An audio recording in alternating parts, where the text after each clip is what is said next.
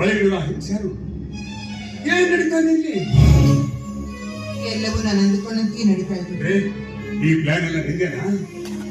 ನನ್ನ ಮನಸಾಕ್ಷಿಯನ್ನು ಎಷ್ಟು ಸುಲಭವಾಗಿ ಕೊಲ್ತಿ ಅಂತ ನಾನು ತಿಳ್ತಿರ್ಲಿಲ್ಲ. ದಯವಿಟ್ಟು ನನ್ನ ಕ್ಷಮಿಸ್ಬಿಡಿ ರಾಜೇಶ್, ದಯವಿಟ್ಟು ನನ್ನ ಕ್ಷಮಿಸ್ಬಿಡಿ.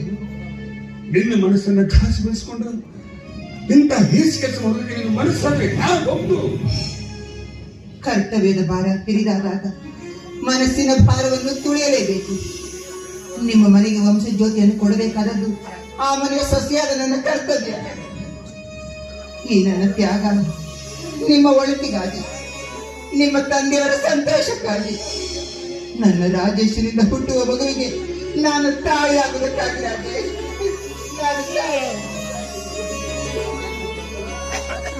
ನಿನ್ನ ಮನಸ್ಸನ್ನು ಅರ್ಥ ಮಾಡಿಕೊಳ್ಳೋ ಶಕ್ತಿ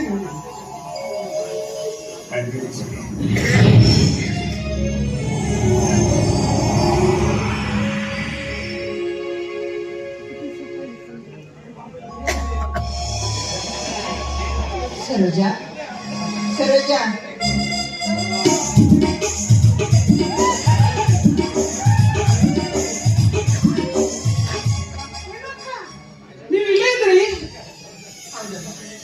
ನಿನ್ನ ಹೊಟ್ಟೆಯಿಂದ ನನ್ನ ಮಡಲಿಗೆ ಬರುವ ನನ್ನ ಮಗು ಹೇಗಿರಬಹುದು? ಅದು ಬೆಟ್ಟದಷ್ಟೇ ಕನಸು, ಹಾಗೆಯೇ ಮಲಗಿದೆ.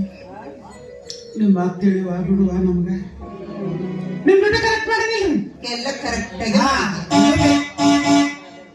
ನಮ್ಮ ಯಜಮಾನರು ಕರಿತಾ ಇದಾರೆ, ನಾನು ಹೋಗ್ಬೇಕು. ಬಾರಿ ಸ್ಪೀಡ್ ಅದಾರ ಬಿಡ, ನನ್ ಜೋಡಿ ಮಾತಾಡೋಕ್ ಸಹಿತ ಬಿಡಬಾರಲ್ಲ ನಿಮ್ಮನ್ನ ಅಂತ. ಸರಿ, ನಾನು ಹೋಗ್ಬಲ್ಲ. ಆದರ್ಶನ ನಿನ್ನ ಮನೆ ಕರ್ಕೊಂಡು ಹೋಗ್ತೇನೆ. ಹೌದ್ರಿ? ಮೇಡಮ್ ಹಂಗ ಹೊಂಟ್ರಲ್ಲ. ಹ್ಞೂ ಬೆಳೆ ಬೆಳಗ್ಗೆ ಬೇಕಾದ ನಮಗೆ ಎಲ್ಲ ನಮ್ಮ ಪಾರ್ಟಿ